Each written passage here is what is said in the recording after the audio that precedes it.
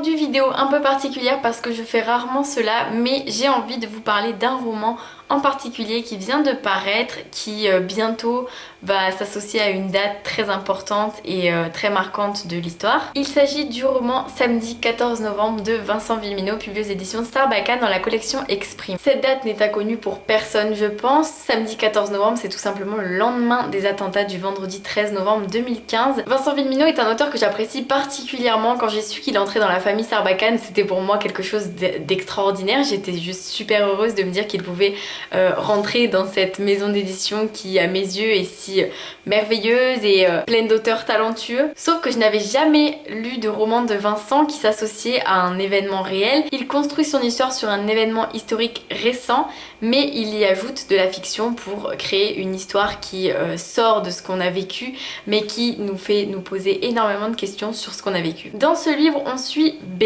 donc B c'est le nom d'un personnage qui ne nous est pas révélé, et B il était à la terrasse du café où il y a eu une partie des attentats du 13 novembre et il était avec son frère qui est décédé à cause de ces attentats, et lui il était là et il est vivant et il ne s'en remet vraiment pas. Le lendemain il prend le métro et il voit un visage qu'il est sûr d'avoir vu la veille dans la voiture des terroristes, donc un de ceux qui ne sont pas sortis de la voiture. B est certain de l'avoir reconnu, il décide donc de le suivre, quelque chose de très périlleux, et en le suivant il va se retrouver dans un appartement avec la sœur de ce terroriste et on se retrouve avec un huis clos. Nous sommes dans cet appartement, il n'y a que 3 personnages, le terroriste, sa sœur et B qui ne sait pas vraiment ce qu'il va faire mais qui y réfléchit vraiment. Et qu'est-ce qui va se passer justement, ça je ne vous le dis pas tout de même. Sachez que je l'ai lu pendant mon stage, donc ça fait déjà plusieurs mois et j'attendais vraiment impatiemment qu'il sorte pour avoir les premiers avis de lecteurs parce que je savais que le mien serait forcément différent des autres.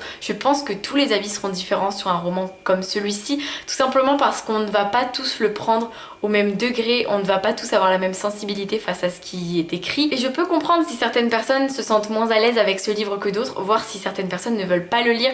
C'est totalement normal à mes yeux, chacun a sa réaction face aux événements, mais sachez que c'est vraiment pas un livre qui va vous faire replonger dans l'horreur totalement. Ça vous fera revivre certains moments, mais c'est un livre qui est tellement porteur d'espoir à mes yeux, c'est juste incroyable. Quand je l'ai lu et quand j'ai rédigé ma fiche de lecture pour Thibaut, j'avais dit cette phrase qui reste vraiment à mes yeux celle qui définit le mieux ce livre. C'est une tragédie allant contre l'idée de fatalité parce que ce livre commence par la mort, ces événements horribles que nous avons vécus, et il va vers la vie. Et je trouve que ça le décrit vraiment parfaitement bien parce que vous n'allez pas sombrer dans le désespoir en lisant ce livre, bien au contraire, c'est un livre qui nous montre qu'il y a un avenir possible malgré tout ce qui se passe, un avenir possible malgré tout ce qui peut se passer encore, parce que à chaque fois on se retrouve rattrapé par la réalité. Vincent Vimino a écrit ce livre sans savoir que quelques mois plus tard, en juillet, il y aurait de nouveau des attentats à Nice. C'est juste quelque chose qui nous montre que on peut quand même continuer à vivre une vie heureuse et à comprendre certaines choses.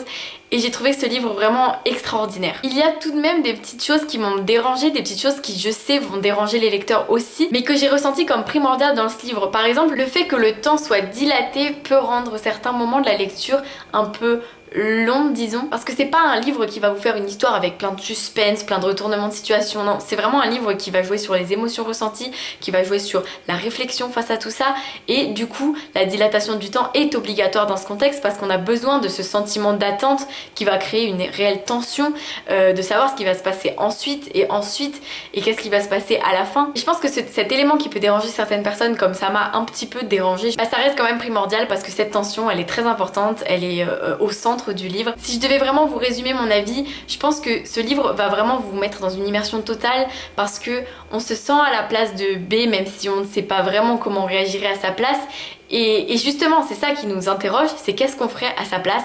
Est-ce que nous aussi on se déshumaniserait un peu?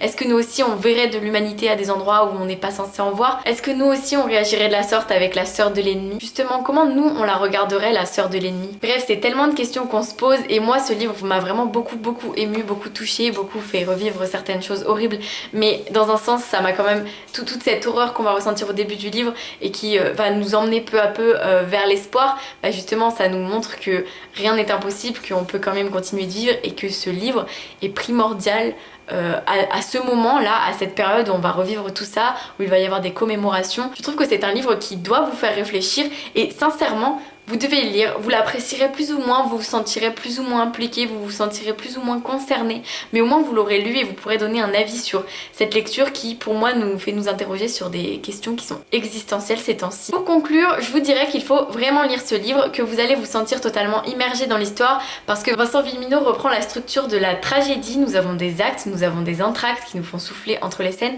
et tout ça rend le tout très visuel. On a des petits boutons play et des petits boutons pause et c'est ce qui fait que nous sommes à l'intérieur du livre, à l'intérieur de l'histoire, en plus du fait que nous avons vécu ces événements de plus ou moins loin, nous ressentons d'autant plus l'intensité du moment, l'intensité de tout ce qui s'y passe.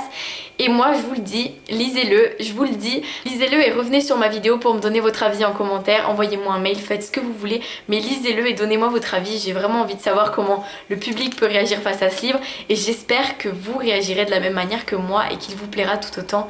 En tout cas, j'ai vraiment apprécié cette histoire et si vous avez un livre vers lequel vous devez vous tourner qui aborde les attentats, samedi 14 novembre est pour moi vraiment en haut de la liste. Voilà, j'espère que cette vidéo vous a plu, ça change un petit peu de faire des choses comme ça sur un seul livre en particulier. Ici ça me semblait vraiment important, surtout qu'il vient de sortir, que dans une semaine environ nous revivrons le 13 novembre, mais cette fois-ci 2016. C'est pour ça que j'ai fait cette vidéo, j'avais vraiment envie de parler de ce nouveau livre de Vincent, ça change de ses livres habituels, ça change aussi des livres habituels de la maison d'édition Sarbacane et de la collection Exprime en particulier. Pour moi ça change de tout, c'est unique et rien que pour ça vous devez le lire. Voilà, donc dites-moi en commentaire si vous l'avez déjà lu, donnez-moi votre avis évidemment, et si vous ne l'avez pas encore lu n'hésitez pas à me dire ce que vous pensez de ma vidéo, si ça vous a donné envie, si l'idée vous semble bonne, si le livre vous semble une bonne idée. Et sur ce je vous dis à très vite pour une nouvelle vidéo et je vous fais plein de bisous, je vous souhaite de belles lectures d'ici là.